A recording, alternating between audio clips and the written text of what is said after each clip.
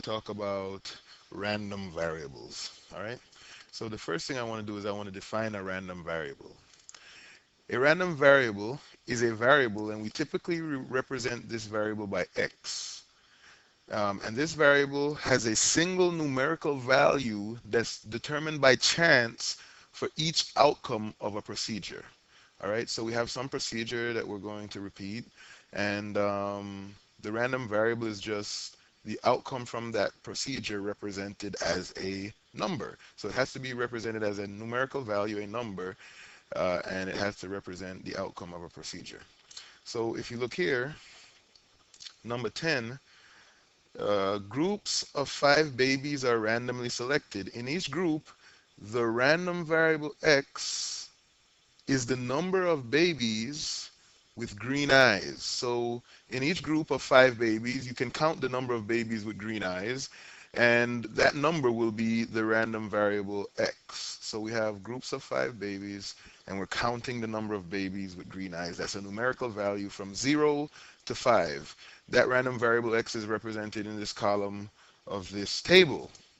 So this table here represents x in the first column. All right? X is a random variable.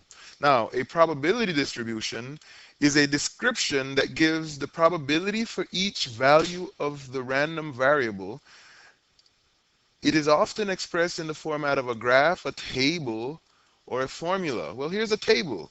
And in this table, we have a random variable, x, which I have circled here in red. And over here, we have p of x. And remember this notation p, capital P, means probability. So these are the probabilities of each one of these x values. The probability of having 0 babies with green eyes is 0.528. The probability of having 1 baby out of 5 with green eyes is 0.360. The probability of having 2 babies out of 5 with green eyes is 0.098, and so forth. And notice down here at the very bottom here, there's something I want to draw your attention to here. Down here at the very bottom, you see this 0 plus? That means because we're rounding to 3 decimal places, this number rounds to 0. But it's not actually the number 0. It's a little bit more than 0. But for the purposes of this table, it's insignificant because uh, we it's too small if we round to 3 decimal. Maybe if we round to the 4 or 5 decimal, there would actually be a non-zero number there. But for our purposes, we're going to treat it as if it were the number 0. Okay? Okay, so what we have here is we have a random variable x, and we have the probability of x. So this thing that we have here, this table, is actually a probability distribution for x. This is the probability distribution for x. And the probability distribution for x has to meet certain requirements, okay? In order for this to be an actual probability distribution, what has to happen is it has to meet these two requirements, 1, 2. The first requirement is that the sum of the probabilities is equal to 1. So if you add up all the probabilities, you have to get 1. So you take this column, you'd add them all up, and indeed, when you add all these numbers up, when you do the sum of the p of x's, oops, let me carry this further over to the left here. We're going to add that column up. The sum of the p of x's, sigma notation once again, this means to add up all the probabilities of x, which is this column right here. So we're adding 0.528, and we're adding 0.36, and we're adding 0.98, and 0.13, and 0.001, and we're also adding that last 0. It doesn't change the sum, but it turns out that this sum is equal to 1. So this table meets the first requirement for being a probability distribution. The sum of the probabilities in this table is 1. And let's see. Notice that it says values like 0.999 and 1.001 are acceptable. So those two are also acceptable. They're not 1, but they're also acceptable sums. Now the second criteria is that all the probabilities are between 0 or 1. or between 0 and 1, meaning you have no probability larger than 1 because 1 represents certainty. A probability of 1 represents an event that's certain to happen, and no probabilities are less than 0. So we have no negative probabilities. All right, so the first thing you should do is make sure, well, probably if I were looking at for these requirements, I'd just look to see if there were any negative probabilities. Automatically, it wouldn't be a probability distribution. But in most cases, what's going to happen if it's not a probability distribution is the sum of the probability is not going to equal 1. So here is a problem here. Determine whether or not a probability distribution is given. Well, when we take a look, it says this table represents the random variable x. This is a random variable. It can be a random variable. This is a variable that is the number of cups or cans of caffeinated beverages that are consumed by Americans each day. So you could consume 0 caffeinated beverages, 1 caffeinated, 2, 3, and you could probably consume 4 or 5. That number might just not be shown here, but this is indeed a random variable. And over here, this is a column that's supposed to represent the probability of x. But in this case, when you add up the probabilities, the sum of the p of x's, when you add up that column of probabilities, you only get 0.75. And because when you add up that column of probabilities, you don't get 0.75, this first criteria is not met. The first requirement is for a probability distribution is not met. So we can say that this table is not a probability distribution. Okay? So that's what you have to do to determine whether or not a probability distribution is being given. You have to make sure that all the probabilities are positive first off, so you can't have any negative numbers in this column. You also have to make sure that when you add up that column, you get 1 like we did in example 10. All right, so let's take a look at these two definitions. And these are the definitions for the discrete random variable and the continuous random variable. There are two types of random variables, two classes, or two categories that random variables can fall into. The first is the discrete random variable. And a discrete random variable has either a finite number of values or a countable number of values, where by countable, what we mean is the fact that there might be an infinite number of values that the random variable can take on, but you can actually count the number of values that it can take on. So countable. Discrete means countable, okay? A continuous random variable has infinitely many values, and those values can be associated with measures on a continuous scale without gaps or interruptions. All right, so sometimes this is a bit tricky. Sometimes this is really a matter of interpretation sometimes, all right?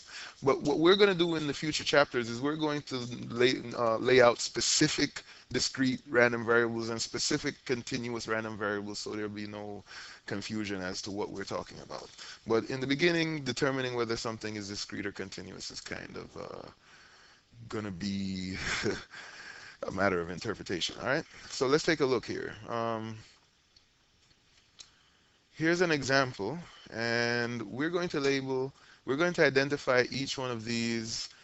Well, actually, let me give you some examples first. For instance, a discrete random variable, the examples that are always given in statistics classes is that if you want to look at the number of eggs that a chicken can lay and let that be your random variable x, then x can take on values of, well, in one day a hen can lay 0 chickens. A hen can lay 1 egg. I'm sorry. In one day, a hen can lay 0 eggs. A hen can lay 1 egg. A hen can lay 2 eggs. 3 eggs. I mean, really, there's no limit to the number of eggs that a hen can lay in a single day. I mean, it could be a phenomenal Guinness Book of World Record hen and lay 1 billion eggs in one day, but there really is no theoretical upper limit to the number of eggs that a hen can lay in one day. But if you notice, the number is actually a countable number, and we're using the whole numbers, which are 0 and the counting numbers actually, in order to represent them. So the other example that we get, this is for the number of eggs that a hen can lay. This would be in one day the number of eggs a hen can lay, and the other one would be the amount of milk that a cow can produce in one day. So the amount of milk that a cow can produce in one day. And you see, this is along a continuous scale. The amount of milk that a cow can produce in one day doesn't have to be a number like 0 or 1. It's not a countable number. I mean, technically, it could be an irrational number, or it could even be 2.587. It could be pi gallons of milk. But there's a continuous scale there. It's not a countable number.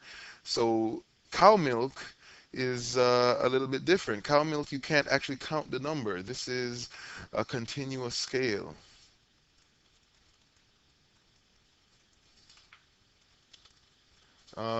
This could also be infinite. It could start at 0. It could start at 0. Let me come to the side here. All right. So what I mean by that is it could start at 0, definitely. A cow could produce 0 gallons of milk in a day, and it could go up to infinity. A cow could, technically produce 1 billion gallons, theoretically, of milk a day, but a cow can also produce 1.5 gallons, and a cow can also produce 1.7285927 gallons. So it's not necessarily a countable sequence of numbers that we are getting here. It's any number on this continuous scale, really. Any number between 0 and infinity could be a feasible option. But for instance, a hen cannot lay 1.5 eggs or zero point 0.73 eggs. So this is a countable number of things, and it can be infinite, but this is a not countable scale. It could be any number in that scale. All right, so let's take a look at this example. All right, for this example, we have identifying discrete and continuous random variables. In this example, we have identifying discrete and continuous random variables. All right, so we want to identify each one of these scenarios as either a discrete random variable or a continuous random variable. All right, and in order to do that, let's see the total amount in ounces of soft drink that you can consume in a year. Well, that could take on any value on a continuous scale. You could drink 1.73 ounces of soft drink this year. So this is going to be continuous. Now, part B, the number of cans of soft drink that you consumed in the past year. Well, we're going to assume that we're looking at whole cans and say that this is going to be a discrete scale, a discrete random variable, because it's going to be a countable number of cans. The number of movies currently playing in US theaters is going to also be discrete because it's going to be actually either 0 or 1, 2, 3, 4, 5, 6. And the running times of the selected movie is going to be continuous because this could take on any value on a continuous scale. The cost of making the randomly selected movie, well, that's countable also because that has to be in a dollar amount, and the only fraction of a dollar that we can get here is to the penny, so this is going to be a discrete random variable. All right. Now let's take a look at these definitions here.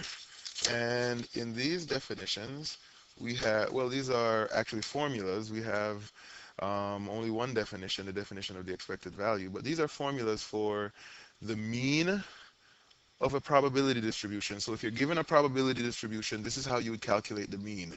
You take each value of the random variable, multiply it by its corresponding probability, and then you would add them all up. There's the sum notation again.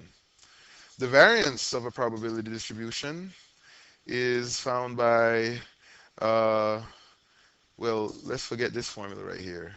We're not going to use this formula. I'm not going to use this formula. I'm going to use this formula right here.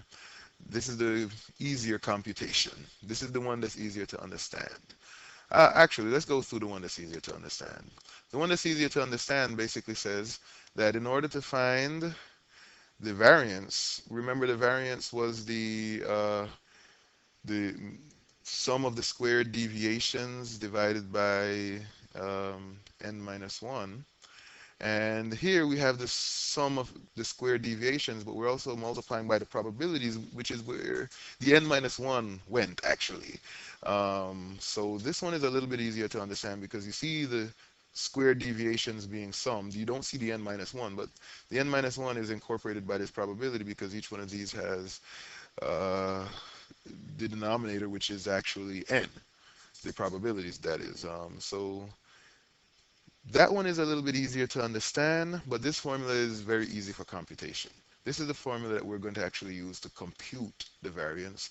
And remember, the standard deviation is the square root of the variance. So once we have the variance, we just take the square root of it to find the standard deviation. All right. Now, this is the definition of the expected value here. And the expected value of a discrete random variable is denoted by E. So you see the E here. And it represents the mean of the outcomes. So it's the mean value or the mean. Remember, a random variable is a number. It's a numerical value. And the expected value is just the average or the mean of those numbers. Um, and it is obtained by adding up all the possible values for the random variable times their probability. So we're going to multiply the value by the probability. Notice that's in a bracket. And then we're going to add them all up. That's what the sum means. So we first multiply the value by the probability, the value of the random variable by its probability. So basically we multiply this column by this column, and then we add them all up. We sum them. And that's going to equal the expected value, which is the same formula for the mean that we have up here. So calculating the mean and calculating the expected value is the exact same thing. The expected value is in fact equal to the mean. They're the same. All right. Okay, so let's see. Let's go ahead and calculate all of these things, the mean, which is the same as the expected value, and the variance and standard deviation for this probability distribution. Well, the first thing that we want to do is notice that in order to calculate well, first off, let's read the directions. In exercises 7 through 12, determine whether or not a probability distribution is given. We've already determined that this is a probability distribution. This is the same problem we used with the 5 babies earlier. If a probability distribution is given, find the mean and standard deviation. If it's not given, tell us what requirement is not satisfied. Well, we already know it's a probability distribution. It met all the requirements. So what we're going to do now is calculate the mean and standard deviation. So this is what we're going to do. The mean is here. It's the same formula as the expected value. And all we have to do to find the mean is multiply the value of the random variable x by the probability of that the random variable taking on that value, which is p of x. So we're going to multiply the x's by the p of x's, which is multiplying this column by this column. All right, that's all we're really doing there. And it turns out, let's see, for the first row, when I multiply the first column by the second column, I have 0 times 0.528, which is 0. So that product gives me 0. For the second row, I have 0.360 times 1, which is 0.360.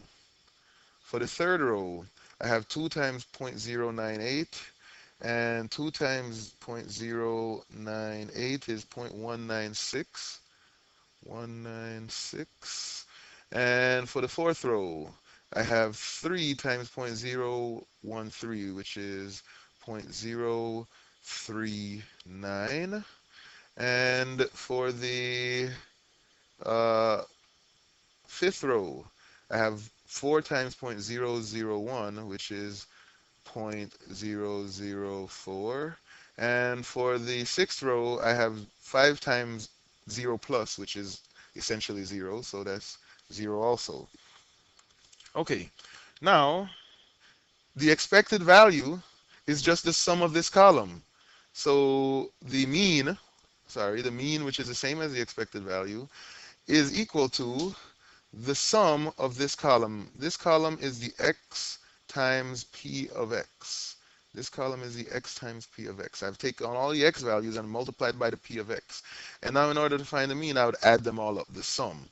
And this sum is actually equal to, well, we're going to round this to the nearest whole number because my random variable takes on integer, not sorry, we're going to round this to the nearest tenths. We're going to round it to one decimal place because my random variable takes on integer values. Anytime your random variable takes on integer values, you want to round to the nearest tenths or the first decimal. So we're going to round this. When we sum these all up, we get zero point 0.6, and that means that the mean of this probability distribution is zero point 0.6. Now we also want to calculate the standard deviation. The standard deviation, in order to do that, I am going to actually use the formula for easier computation, 5.3. I'm going to use this formula. And notice the last part of this formula is mu squared. I just found mu. Mu is zero point 0.6. And the last part of this formula is to just subtract mu squared, zero point 0.6 squared. Now, in the first term of this formula, I have the sum, which is just adding up a bunch of things, of the x squared times p of x. So what that means is, what I would do is I'd take the random variable, I would square it.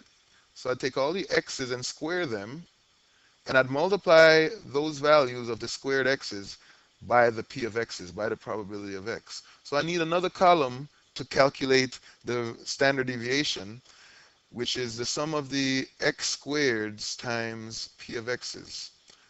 All right, so let's see. X squared here, well, 0 squared is 0, and 0 times 0.528 is still 0. 1 squared is 1, and 1 times 0.360 is 0.360. All right, 2 squared is 4, and 4 times 0.098 is 0.392. So that's 0.392. And then we move on to the next one. 4 squared is 6. Oh, sorry, we skipped one. 3 squared is 9, and 9 times 0.013 is zero point 0 or 0.117. 0.117. All right, now we move on to 4. 4 squared is 16, and 16 times 0.001 is 0.016. So that's 0.016.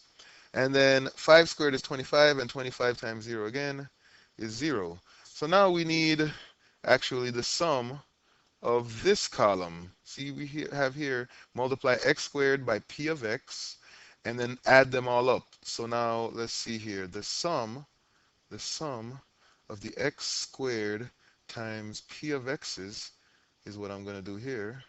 This sum of the x squared times p of x's is the sum of the numbers in this column, and that sum is equal to 0.885. Now, in order to calculate the variance, and then, well, actually, we use the variance to calculate the standard deviation.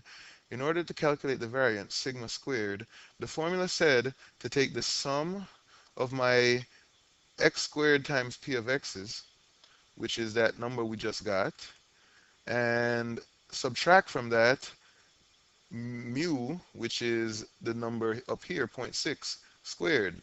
So what we're doing here is we're taking the number we just found, which was 0.885, 0.885, which is the sum of this column right here, and we're subtracting it from it, zero point 0.6 squared. And this yields a value of, let's see, 0.49,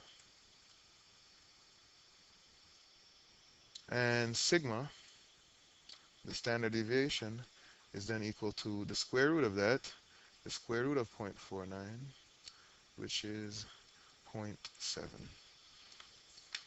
And there you have it. We've calculated the mean and standard deviation for this probability distribution.